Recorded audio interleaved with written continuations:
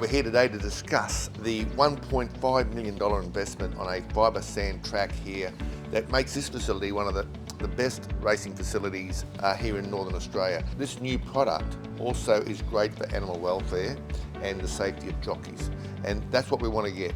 With these sorts of investments, we want the best practice and we want the best outcomes for our trainers. As a state government, the Queensland State Government knows that investing in this industry, which generates over $70 million in revenue each year and provides over 2,500 direct and indirect jobs, it's a big investment, a smart investment, and we've proven time and time again that the community loves this venue when it comes to great events. We'd like to thank the Queensland Government for this investment. The sand track, at the moment, we shut during the wet season on a number of occasions, which interrupts the trainers. This track will be all weather and we will be able to continue to train in the wet season, and we do hope that we'll have very minimal lost days. It's a great investment, and after a successful winter carnival, we need to invest more. We know that a facility that is top-notch and best practice, that we'll get the best outcomes with our horses and our jockeys. The trainers have been calling out for this track for 4 or 5 years now,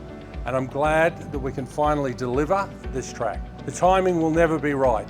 We have to shut the track for 12 weeks maximum, depending upon the weather, but we have tried to come up with a solution by building the bull ring in the middle, which will give the trainers an opportunity to continue to work their horses to a lesser level, but they will be able to continue to train their horses. Combine this with the opportunity to go to Home Hill and other local centres, we are convinced that the trainers will be able to continue on. So this is a smart investment for industry and to get the best outcomes, not only for the trainers, but to give the best conditions for the horses as well.